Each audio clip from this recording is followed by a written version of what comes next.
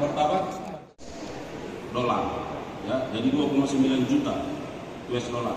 Ada dalam bentuk dolar, karena itu sesuai dengan amar putusan pengadilan. Jadi supaya tidak ada kecurigaan.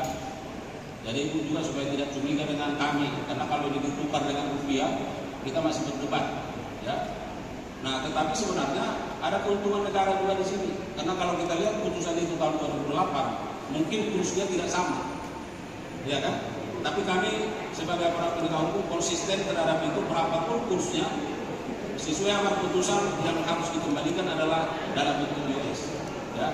Jadi bersyukurlah para kami akan mencoba melakukan tindak pidana khusus, tindak pidana korupsi. Saya kira itu penjelasan singkat dari kami.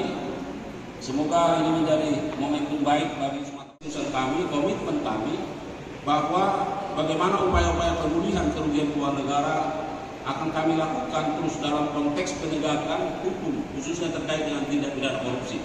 Jadi kita jangan hanya menghukum orang, ya, tetapi juga secara linier bagaimana upaya pengembalian terhadap kerugian keuangan negara.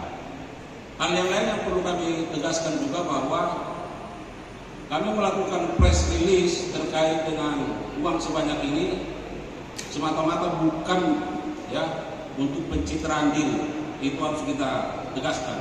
Tetapi ini bagian dari tanggung jawab kami sebagai aparat penegak hukum. Ada akuntabilitas publik yang harus kami sampaikan secara terbuka ke masyarakat, supaya masyarakat juga mengikuti bagaimana perkembangan dari penegakan hukum itu sendiri. Jadi ini sebagai bagian itu sudah dieksekusi. Nanti ada keterangan juga dari Pak Kajari. Nah, yang kita sampaikan di sini adalah terkait dengan uang pengganti sesuai amar putusan. Beberapa waktu yang lalu berdasarkan pasal 18, ya, ayat 1 huruf B dan pasal 2. Nanti silakan dilihat Undang-Undang Tipikor.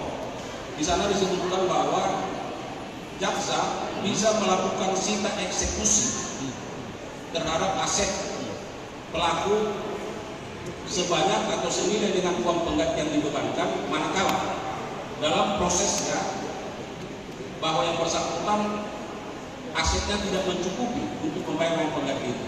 Jadi ketika ini sudah putusan Mahkamah Agung bahwa tidak cukup untuk membayar uang pengganti yang dulunya 119, namun setelah dihitung 105 setelah menjalani subsidi. Maka jaksa dalam upaya mengembalikan kerugian keuangan negara dimiliki kewenangan berdasarkan pasal 18 ayat 1 B dan pasal 2 itu untuk melakukan namanya sita eksekusi. Dalam proses sita eksekusi sudah dilakukan terhadap beberapa aset. Ada satu rumah dan kalau tidak salah ada 4 persimpangan, ya, aset lainnya. Dan kami sudah melakukan upaya-upaya proses pelelangan. Waktu itu dihitung nilainya sekitar 104 miliar, kalau tidak salah. Ini sudah dilakukan pelelangan tapi tidak laku. Nah itu, jadi supaya tidak bias, ya. Nah oleh karenanya dengan kesadaran dari mereka, ya, mereka bertemu dengan pihak kejaksaan tinggi Pak Kajari, lalu kita sarankan kalau memang uangnya cukup atau ada dari manapun, silakan setorkan ke kas negara. Dan itulah yang terjadi pada hari ini. Ya, putusan Mahkamah Agung merupakan putusan yang sudah berkekuatan hukum tetap. Satu. Yang kedua, putusan Mahkamah Agung tidak akan menghalangi terhadap upaya eksekusi manakala pihak-pihak melakukan penjelasan. Ya. Jadi sekiranya pun ada pihak-pihak yang melakukan, teman-teman media, bahwa kapasitas jaksa selaku eksekutor sesungguhnya sudah selesai ketika jaksa sudah melakukan eksekusi terhadap pidana badan bagi pelaku. Ya.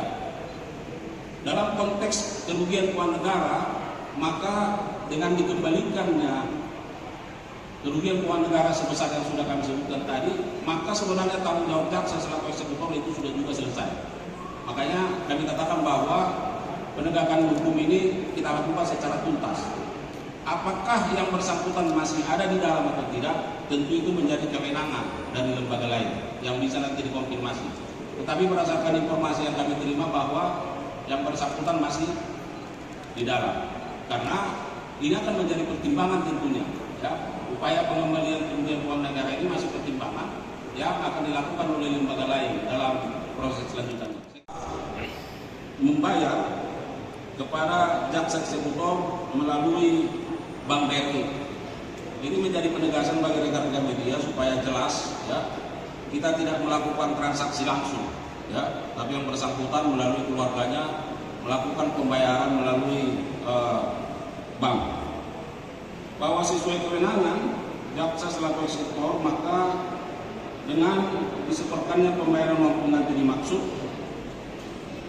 jaksa pada Kejaksaan Negeri Medan akan melakukan penyetoran ke kas negara, ya, sebagai penerimaan negara bukan pajak Kejaksaan Republik Indonesia.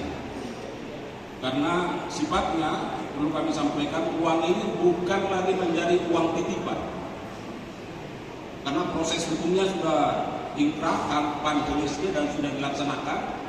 Dan ini bentuk pembayaran pelunasan terhadap uang pengganti, maka status terhadap uang ini segera akan disetorkan ke kas negara menjadi penerimaan negara bukan pajak Kejaksaan Republik Indonesia. Dan hari ini itu sedang berproses, ya. Jadi jaksa melalui Kejari Medan, Pak Kajari hadir di sini dan tim sekarang sedang melakukan pengurusan itu. Rekan-rekan media,